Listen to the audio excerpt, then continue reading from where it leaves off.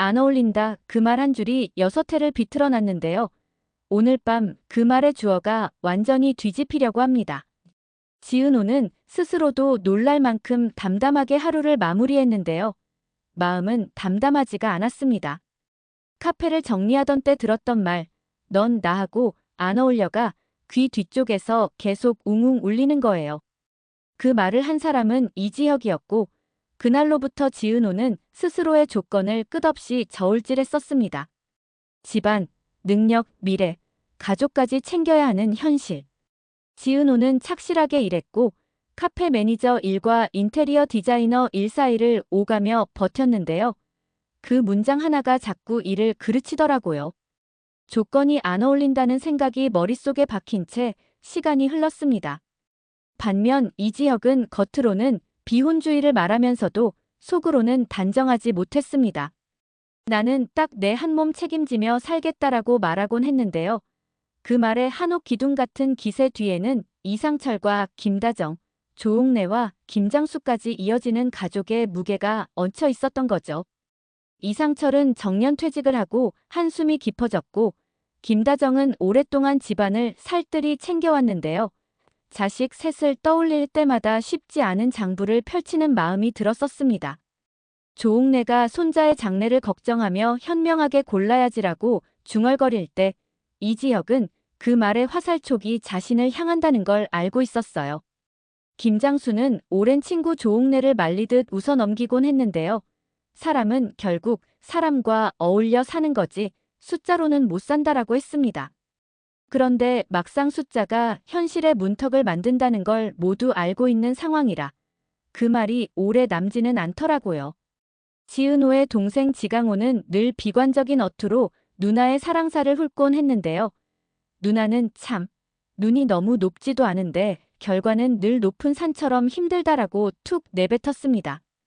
정순이는 고단한 손으로 쌀을 씻다가 은호야, 내가 밝아서 참 다행이다라며 작은 미소를 남겼습니다. 이 집에서 사랑은 늘 근면하게 움직였고 그래서 더 소중했어요. 지은호는 그런 집을 지키면서도 자기 몫의 꿈을 한 칸이라도 넓히려고 발끝으로 바닥을 톡톡 두드렸습니다. 문제는 회사 쪽 바람이 거세졌다는 거예요. 박진석이 이끄는 회사는 AP그룹 인수전에 발을 담그고 있었고 박진석의 재혼 아내 고성희는 조용하지만 강력한 방식으로 판을 밀고 있었죠. 고성희는 멀리 돌아가는 말을 싫어했고 필요하다면 사람의 강점을 숫자로 정리해 머릿속 서랍에 넣어두곤 했습니다.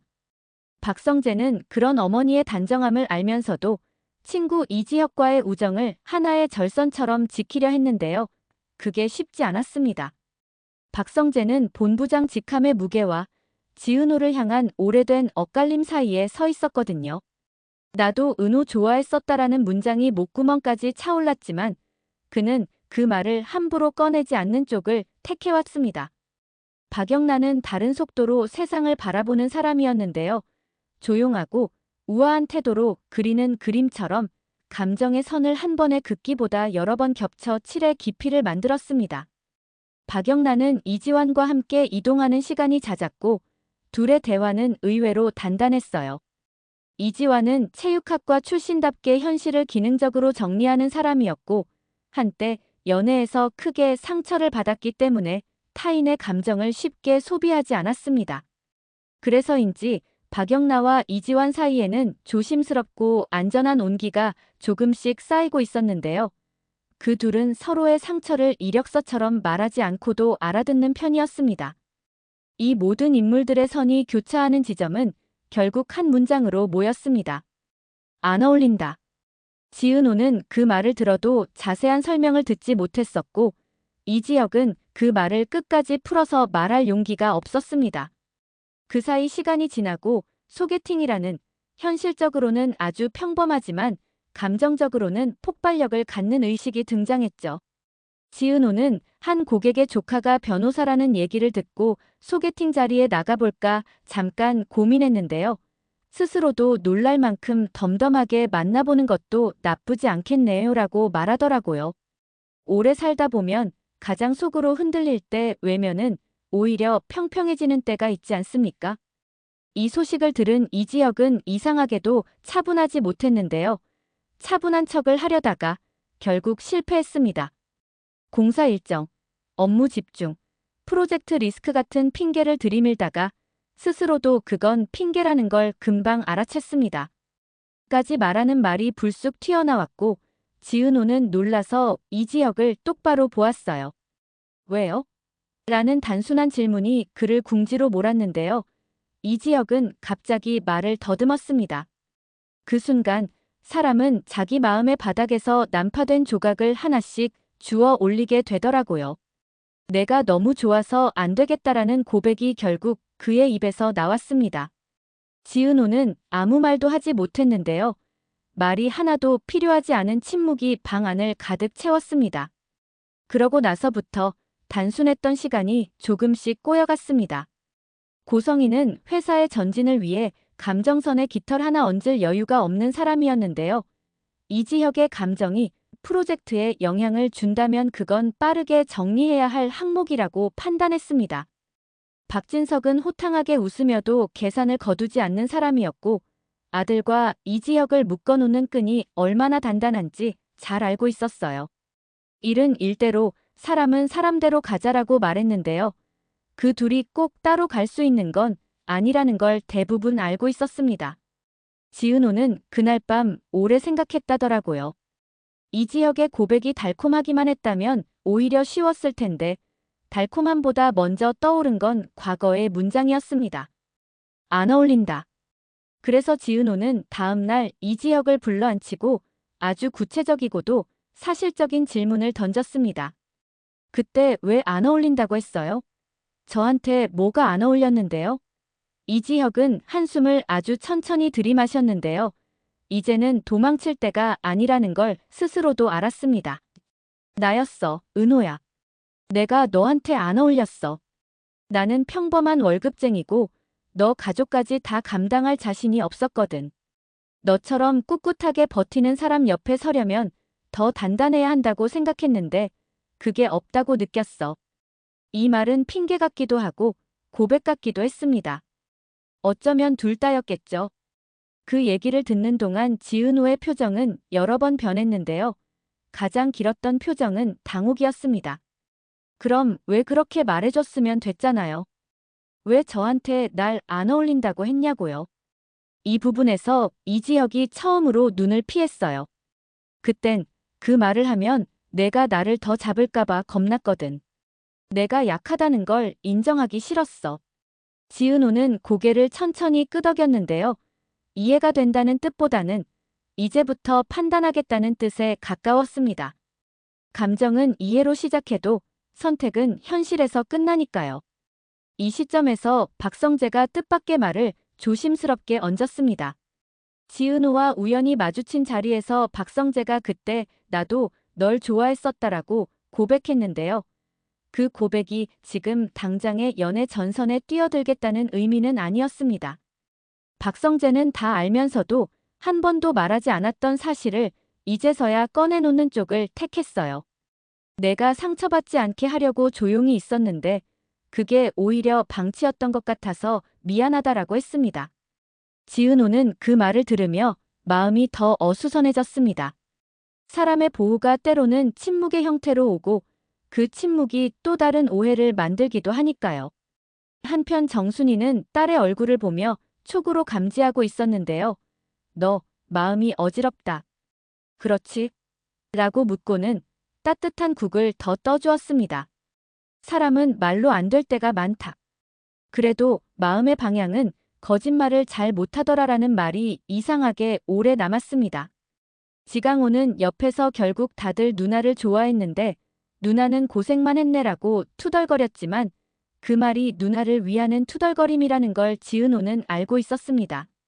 여기서 첫 번째 심리적 클라이맥스가 찾아오는데요. 조옥래와 김장수가 동시에 등장해 예상치 못한 조언을 던졌습니다. 조옥래는 이지혁에게 사랑이 밥이 되면 좋지.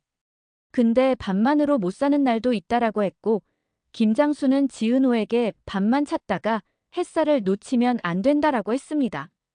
두 어른의 말은 서로 다른 방향 같았지만 사실 같은 원을 그리고 있었어요. 밥과 햇살, 둘 다 필요하다는 뜻이었죠. 이 와중에 고성희는 아주 조용하고 명확하게 한 수를 두었습니다. 회사 내부의 중요한 자료에 접근 가능한 누군가가 실수인지 의도인지 모를 작은 흔적을 남겼고, 이 흔적이 외부로 흘러나가려는 조짐이 보였는데요. 고성희는 이를 빠르게 틀어쥐었습니다. 그리고 아주 부드러운 어조로 이런 말을 던졌죠. 일이 흔들리면 감정도 흔들려요. 반대로 감정이 흔들리면 일이 무너지고요. 사실 그 말은 누구에게나 적용되는 당연한 문장이었지만 지금의 이지혁에게는 경고처럼 들렸습니다. 지은호는 소개팅 자리에 결국 한번 나가보기로 했습니다. 스스로에게도 확인이 필요했거든요. 내가 달라졌나? 내가 여전히 같은 사람인가를 가늠해 보려는 의도였는데요. 막상 그 자리에서 느낀 건 의외로 심심함이었습니다. 상대는 예의 바르고도 균형 잡힌 사람이었지만 지은호는 그 균형이 단단하게만 느껴지지는 않았어요. 어울림이란 게 수치로 체크하는 항목 같기도 했고 동시에 체온으로 가늠하는 감각 같기도 했습니다. 자리에서 돌아오는 길, 지은호는 스스로에게 솔직하게 중얼거렸습니다. 나는 결국 체온으로 사는 사람이구나. 둘째 심리적 클라이맥스는 이지혁의 선택에서 터졌습니다. 그는 자기절하로 만든 방어막을 스스로 찢어내보기로 했는데요. 은호의 가족에게 조금 더 다가가는 쪽을 택했습니다. 정순이의 가게 리뉴얼에 필요한 조언을 은밀히 도왔고 지강호가 몰래 틀어놓은 자격지심 섞인 독설에도 은근한 농담으로 받아 넘겼습니다. 내가 누나를 보호하려고 날 미워하면 그건 나도 이해하지. 이 말에 지강호는 예상 밖으로 말문이 막혔고 그날은 그냥 조용히 설거지를 도왔습니다. 세 번째 심리적 클라이맥스는 박성재와의 대화에서 나왔는데요. 두 사람은 오래된 친구였고 서로의 약점을 거의 다 알고 있었습니다. 박성재가 조용히 말했습니다. 너, 이번에는 도망치지 마라. 내가 생각하는 좋은 남자라는 기준, 그거 내가 먼저 되어보고 말해라. 이 말은 친구의 격려 같기도 했고 어떤 선언 같기도 했습니다. 이지혁은 그 말에 고개를 끄덕였는데요. 묘하게도 마음이 조금 가벼워지더라고요. 누가 그래도 등을 살짝 밀어주는 순간이 사람에게는 분명 있었습니다. 이수빈은 오빠인 이지혁을 한 번도 낭만적으로 본 적이 없었는데요. 이번에는 살짝 다르게 보였다고 했습니다. 오빠가 이런 말하다니 신기하네라는 말 뒤에는 어쩌면 기대 같은 게 숨어 있었죠. 이수빈은 계산적인 현실 감각을 가진 사람이었고 사랑도 결국 삶의 선택 중 하나라고 보았는데요. 그럼에도 불구하고 따뜻한 남자와 결혼하고 싶다라고 늘 말했었습니다. 그 말의 핵심은 따뜻함이었고 이지혁이 지금 그 따뜻함 쪽으로 몸을 기울이는 중이라는 걸 언니처럼 먼저 알아챈 셈이었습니다. 그리고 마지막 고개를 넘기기 직전의 반전이 조용히 자리 잡았습니다. 회사 내부에서 AP 인수전 관련 문건을 두고 오해가 하나 터졌는데요. 이지혁이 의도적으로 어떤 결정을 누그러뜨렸다는 의심이 불거졌습니다. 근거는 빈약했지만 의심은 언제나 근거보다 빠르게 퍼지거든요. 고성희는 이 상황을 정리할 문제로 보고 있었고 박진석은 사람을 함부로 몰아붙이진 말자라고 선을 그었습니다. 그러나 소문은 이미 돌기 시작했고 이 소문이 지은호 쪽에까지 닿는 건 시간 문제였죠. 지은호는 그 소문을 들었을 때 심장이 먼저 반응했는데요. 믿음과 의심이 동시에 솟구쳤습니다. 이번에도 나를 위해 무언가를 숨겼을까? 라는 생각과 이번에는 달라졌을 거야 라는 기대가 부딪혔어요. 이런 순간에 사람은 어쩔 수 없이 과거의 말들을 꺼내보게 됩니다. 안 어울린다는 문장이 다시 떠올랐고 이번에는 그 문장을 완전히 새로 읽고 싶어졌습니다. 안 어울리는 건 조건이 아니라 두려움이었다라고요. 결정적인 밤, 이지혁은 다시 지은호 앞에 앉았습니다.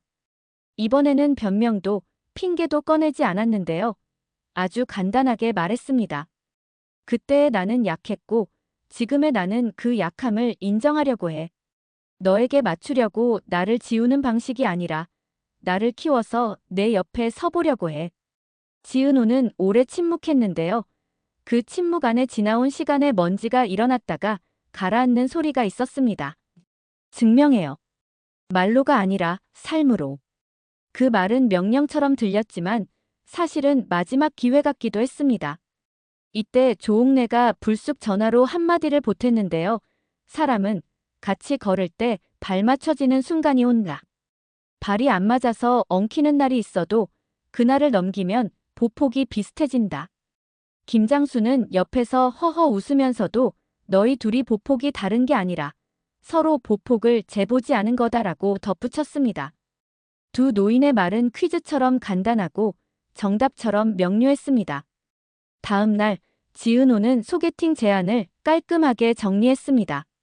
상대가 나쁜 사람이어서가 아니라 자기 마음이 다른 곳에 있다는 걸 스스로 알았기 때문이었죠. 그리고 바로 그날 오후 회사에서 또 다른 바람이 불어왔습니다. 이지혁에게 불리한 해석이 붙은 내부 메모가 회람될 조짐이 보였는데요. 박성재가 재빨리 막아섰습니다. 사실 확인 전에는 어떤 문장도 유통시키지 마라. 이 한마디로 여파가 다 멈춘 건 아니었지만 최소한 파도가 직격하는 건 막아냈습니다. 친구의 자리에서 할 수 있는 최선의 움직임이었죠. 이제 마지막 심리적 클라이맥스가 남았습니다. 지은호가 먼저 움직였는데요. 오래 미뤘던 질문을 정면으로 던졌습니다. 지혁 선배, 그날에 안 어울린다는 말. 그 문장을 이제 바꿔주세요. 우리는 어울릴지 모른다로. 이지혁은 짧게 숨을 고른 뒤 아주 또렷하게 대답했습니다. 우리는 어울린다. 다만 맞춰갈 일들이 남아있을 뿐이다.